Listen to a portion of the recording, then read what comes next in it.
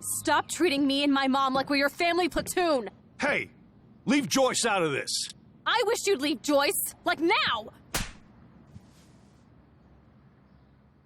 Seeing this kind of family violence, and it's something you can have encountered as a player. I think we all know some people who got some difficulties, and you can have by yourself also.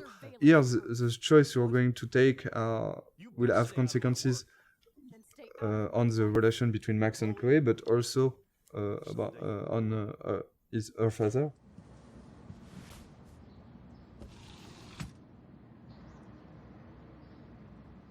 Hey, you okay? Welcome to the real step-douches of Arcadia Bay. I'm sorry. For what? He would have been a bigger dick if he caught you in here.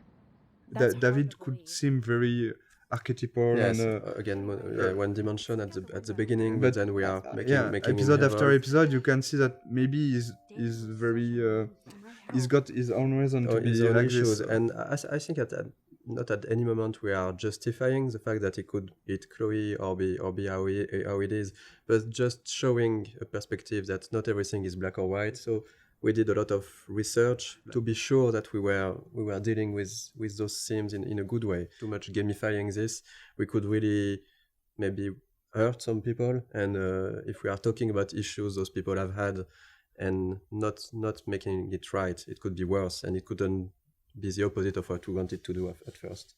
So here is a Kate character that you have met in the first episode, but not so much. And the episode 2 is really focused on Kate and Kate's story and Kate's difficulties. So, but this scene is a good way again to how we try to advance the story about Kate, but also try to show more of the other characters, Victoria and Taylor. So we are continuing of what was shown about Victoria in episode 1, like of course that she's really a mean person, that she's harassing Kate because she makes fun of her. And so this kind of scene, yes, is we are really trying to advance the story, bring out more of the characters, and of course there is great cameras on it. All over my face. Max Selfie thought she was a badass taking that picture. we wanted really to talk about all the cyberbullying, the fact that it's quite difficult for a teenager nowadays to be connected as everyone is now. I think everyone has got a phone, is connected always. We are using the text message a lot, and we are making fun with that. So we are really thinking about both sides of the social media. On the other hand, you've got this dark aspect of internet, which could be really difficult to live. I think a lot of players could recognize some of them inside Kate, and we've received a lot of letters from players who say that helped us also to realize what they've been through. Yeah, we wanted to have this scene since the beginning. We are quite happy that we managed to keep it, and work with Square Enix was great for that. We managed to keep a lot of difficult scenes like this one. It's not only about talking about those themes, it's also to be sure that it's anchored inside our story. And here, of course, this experience and the Kate story will push Max to think about her power, to think about the consequences, to think about the relation with other characters. That's actually the one time in the game where Max's power fails her. So when you arrive on the roof, you are really by yourself. You have to talk Kate out of jumping, and this was also the second part of what we wanted to do with this theme, is to show that if you care to the people you like, you can help them, and that's basically what Max has to do at this moment, is really to care about Kate, to show her that she knows her, that she's her friend, and to really take out of jumping. I think that's something that was interesting on writing all these scenes, and is even in episode 1, Kate was written as somehow as some type of archetype. She's a bit religious. She's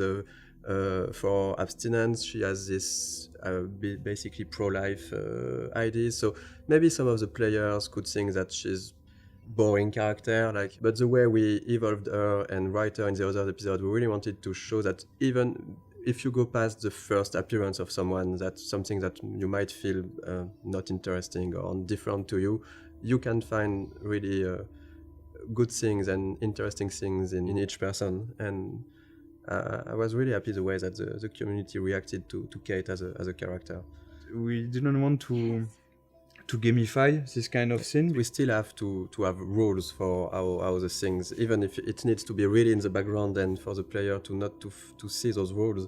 But in the end, we still need to create the scene with the scripting and a way to make it work. So it was really hard to find the good balance to make it feel the more transparent as possible for the player and just find the good way to have the feeling that it's really a dialogue between Max and Kate. And it was a really hard one to write. There is a lot of branches, there's a lot of variations, and I think even in the voice recording it took a really long time. Yeah. It was one full session just for Hannah and Diane who plays Kate.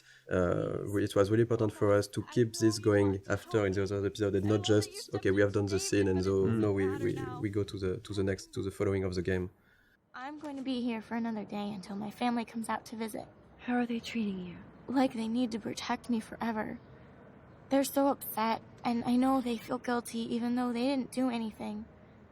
I was surprised how many we wanted from to talk about this theme of euthanasia, but to find a way to talk about it that would be respectful for any sort of position. Because it was really important to not try to say this is right, this is wrong, and to let the player really see how he wants to play this scene at this moment based on what he felt for the situations, for Chloe, for her parents and everything.